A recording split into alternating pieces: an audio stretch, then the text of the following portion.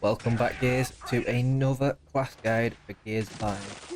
I did genuinely fear the day that someone would ask me to cover the Nomad, but after playing this class for a little while to put this video together, I can say this class is scary. Puns absolutely intended.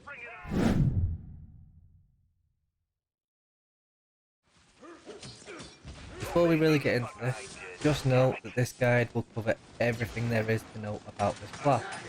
I do have a playlist covering most other classes on my channel. I'll put a link to that playlist in the top right of this video. But please note that all my guides are aimed at players a bit newer to Gears, or specifically Horde mode. So if you are a veteran, please have a little bit of patience.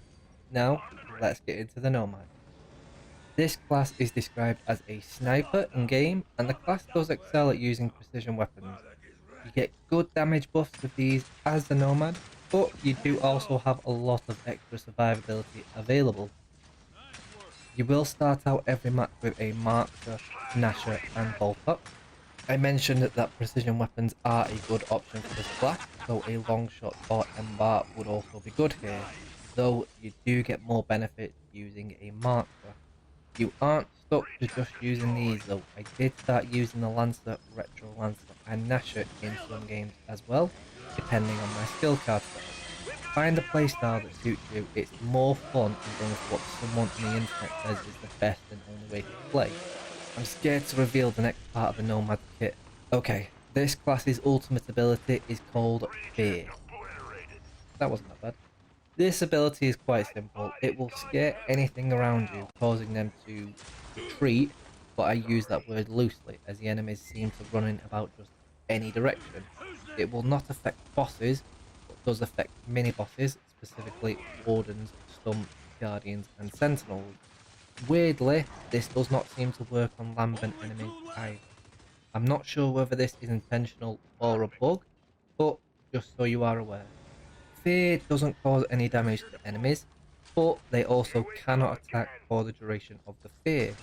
I tend to keep my ultimate for those tough situations when you seem to be getting surrounded a bit too much. Simply get as close as you can to as many enemies, the bigger threats like Scions, and then pop your fear to give your team a little bit of breathing room. The fear doesn't last for too long though, just 7.5 seconds at face value, but it does also have a short cooldown of only 200 seconds as well, so you get it back quite regularly. The Nomad's passive ability pairs well with this Fear ultimate as well. You will simply deal double damage to any enemy that is currently feared, so only using your ultimate in emergencies can turn a losing fight for you and your team. Now that we have the Nomad loadout covered, I will cover all the skill cards and the perks, and then I have some builds for you. But first, I've got an experience table here for you. This is just all the values of experience you are going to need to level up any class in Gears 5. Making levels on any class will unlock more skill cards for you to use, and more card slots to put these in. Getting to level 9 will unlock all your card slots, and it doesn't take too long either, as it's less than 5% of the total experience you need to max out any class. When Gears 5 used to have the old hero system, the Nomad class was attached to Paddock. So if you have played before and you leveled up Paddock, any levels and experience you had on him will have been moved to the Nomad. Let's go over each skill card that the Nomad has available to use. This class has 19 different skill cards in total, so this could take a little bit of time, but I'm going to cover each card in depth with all the different values and the best way to use it. The first skill card every class has access to is Score Boost. This will simply give you a bonus to your score in Horde or a bonus to your time in Escape. At level 1, you aren't going to be competing for high scores on any class, so just skip this card. Use it if you want, but it's not going to make much sense. Next up is Menace. Executing enemies with this card equipped will severely reduce the cooldown on your Fear ability.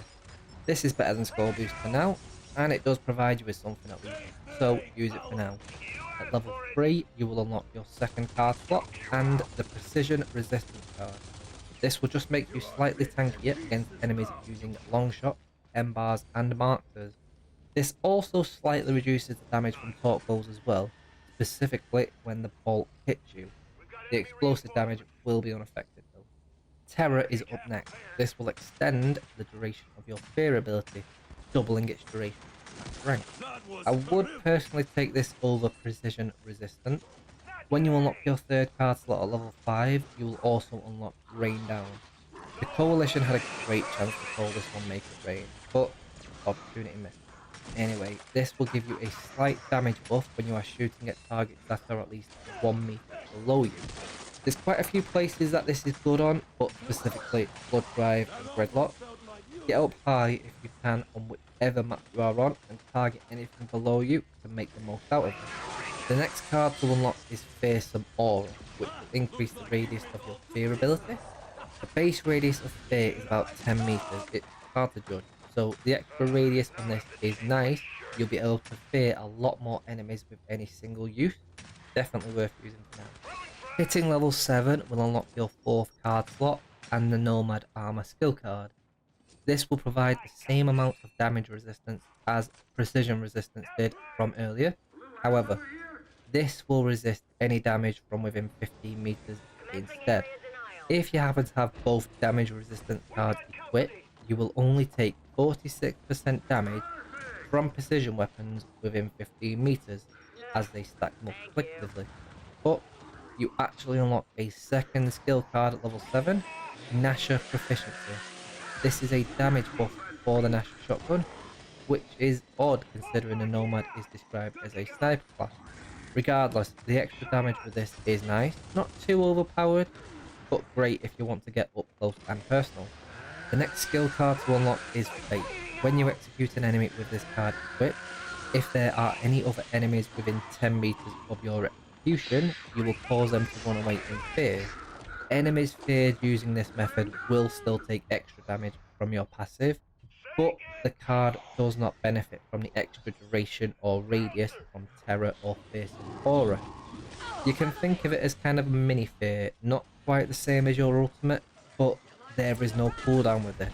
So, if you keep executing enemies around you, anything else nearby can be stuck under fear for a long time. Congratulations on hitting level 9, you have unlocked all 5 card slots and a new skill card, Concussive Rounds. Hitting drone-like enemies in the head with the bolt-up will stun the target for a few seconds. This stun will cause the target to stand up if behind cover, and they'll also stand still, but get in close and you can execute them. A very situational card that can be useful, but please remember it doesn't do anything to bigger enemies like Scions, DR1s or Pouncers. Acceleration is the next card to be unlocked as the Nomad. This is a great damage card for those mid to long range fights. It really helps with your sniping capabilities. Sniping as a Nomad hasn't really been much of an option until you get this card, as you must rely solely on perks to boost your damage output. So, sniping from this point on will be much easier. Using this with the Lancer or Hammerburst is also a good option. Next up is Martyr Massacre. This is another decent sniping card for the Nomad. Personally, I suck at the Martyr, I'm absolutely terrible with it, so I do often switch out. I have been getting slightly better whilst using this card, but if you are a much better shot with this than I am, or you just want the most optimal sniping setup you can get, then use this card. At level 12, you will unlock 2 more skill cards. The first one is Powered Sprint, which will heal you on picking up any energy by a certain amount. I like the idea, but again, very situational. You aren't really going to be running in and collecting energy during the wave, unless you like dying, but even then, there are better options available later on. Lifeline is the second skill card you unlock at this level, which can be used to support your team with some healing and stim generation. This works by whenever you have an enemy feared, whoever kills that target will heal to full health and generate a small amount of stim. Not an incredibly good card in my opinion, but that might be due to my playstyle. I tend to save my fear ability for emergencies rather than spamming it to hopefully heal someone. The next card to unlock is Execution Shield. I use this card a lot to generate stim for myself as the Nomad. The damage resistance you get whilst executing is nice, but don't rely on it. You are a standstill target while you are performing executions. Although, at maximum rank you are completely immune while executing, and you can generate more stim each time you level the card up. A fantastic skill card. Another 2 skill cards will be unlocked at the next level. Epic score boost is first. This is just a higher rarity and value than the standard score boost you start out with. Only useful if you want to be going for high scores and leaderboard rank. Armored Shot is the other skill card, being the first gold skill card available as the Nomad. Whenever you have at least 1 stim, all your damage, with a few exceptions, will cause enemies to bleed for a percentage of the damage dealt. I think it's heavy weapons and frag grenades that will not cause this bleeding, but I'm not entirely sure. The next card to be unlocked is Consecutive Shot. This is another great damage card. The damage bonus you get from this card is amazing, but the lower the level of the card, the longer it takes to stack the bonus. Whenever you hit a critical hit, your next critical hit will deal more damage until you miss. So technically, those of you with perfect aim can do triple damage with this card alone. I didn't really start noticing the benefits too much until I got the card to about level 3-4. Then the damage will very quickly ramp up. Just an observation with this card though. At level 1 it would take 40 consecutive critical hits to reach the 200% damage bonus, but it would only take 7 once you have the card maxed out. This is a card you definitely want to level up once you have enough boost. Okay, on to the last skill card. Another gold skill card, Intimidation. I actually really wanted to like this card. It works very much the same as Phase, but instead, getting a critical kill on an enemy, usually a headshot, would cause all nearby enemies to run away in fear for 7 to 12 seconds. The problem I have with this card is the radius is only half of what Phase is, 5 meters, so enemies almost have to be shoulder to shoulder if you want to strike fear into the other one that you don't headshot. If this card were to be tweaked and have the radius doubled or even bumped up to 7.5 meters, I would probably suggest it a lot more, but the small radius just really wasn't cutting it. If this isn't an issue for you though, go ahead and use it. Right, that's all the skill cards done. I'm done overloading you with information for now, but now it's time to cover this class's perks. Every class will have access to 4 different perks inside Horde matches. Perks are leveled up using energy and will cost 24,250 energy to max out each perk. Every perk can be leveled up 10 times, costing more and more energy at each level, but also granting bigger bonuses. The Nomad has access to ammo capacity, which can double the amount of ammo and grenades you carry at max rank. Critical damage, which just increases all damage from your critical hit with any weapon. Precision rifle damage, specifically damage with the long shot, M-bar and marker. And finally health, just a small bump in max health. Those are your available perks, and here's all the values for those perks. Feel free to pause the video if necessary. So, with everything almost out of the way, I have some builds for you, specifically 2 with a special mention as well. Starting out with the first build, here's the skill cards I would suggest, with an option slot available at the end. This kind of build will focus on sniping as the Nomad, using mostly the Marksman. Marksman Mastery is just a straight up damage buff you should use if you plan on using this weapon. It will also stack additively with the precision rifle damage perk this class has available, meaning you can have an extra 120% damage with this skill card and perk maxed out. Consecutive Shot is next to boost that damage up even more. The marker doesn't deal as much damage as the long shot, but with this equipped and some patient sniping, you can far exceed it. Acceleration is just a no-brainer when it comes to sniping. The extra damage is a nice little bonus regardless of which precision weapon you choose to use. And Armored Shot is here to help you deal bleeding damage, as it is so overpowered in gears right now. You do have an option slot here, and I wanted to leave it up to you on what you would prefer to take. Execution Shield is my go-to option to help generate stim for myself as the Nomad. It's a big chunk of stim which can usually survive a hit or 2, and I will always try to refresh it by executing one of the last enemies in each wave. If you do have someone that can generate stim consistently for you though, like a combat medic, you may want to opt for Intimidation for that extra bit of crowd control. Or, if you are on a map that will allow it, Rain Down would be an extra little damage buff for you. If none of these are jumping out at you, then Terror is also another great option to simply extend how long your Fear ultimate ability lasts for. When it comes to perks, you'll want to upgrade critical damage and precision rifle damage first, then ammo capacity next, and finally health.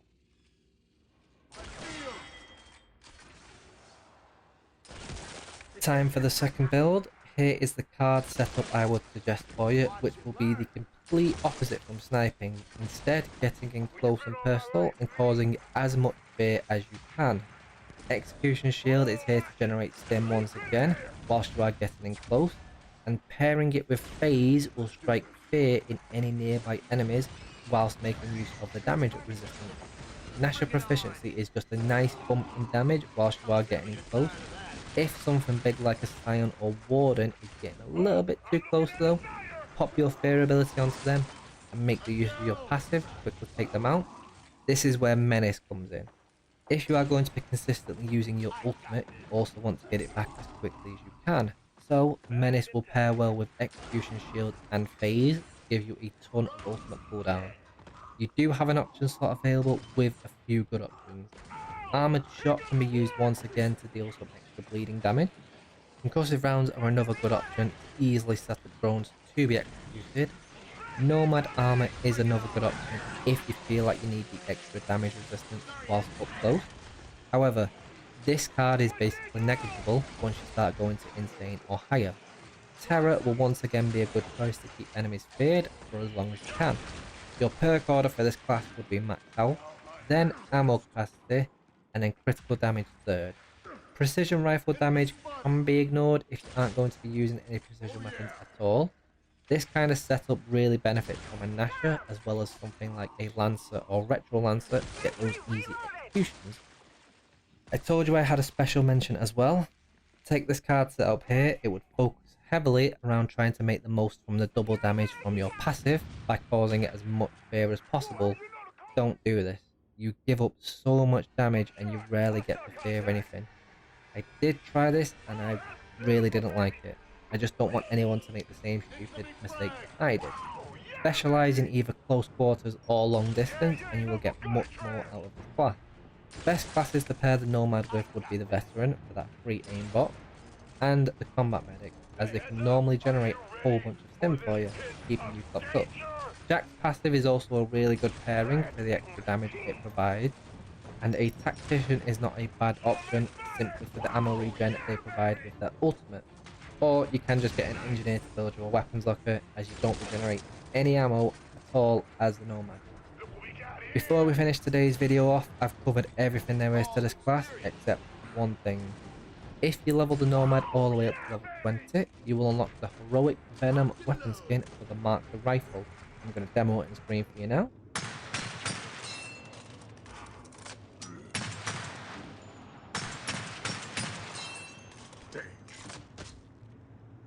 Those are the two builds I have for you today. Go and try both of these out and let me know which one you prefer. I think the Nomad is a great class, but a bit niche. I would have liked to have seen a skill card that slowed enemies that were feared, similar to the glow and slow card that the Brawler has. That is everything in this video for you today though. If this guide helped you out at all, or you now want to play the Nomad a bit more, then please consider subscribing and leaving a like on the video. Also, I was taking suggestions on which class to do next, but since I have so few left to cover, I'll do the Anchor next. Be sure to check out some of my other guides on my channel and keep an eye out for my future guides. That is all for now though. Have an awesome day guys, and I will see you in the next one.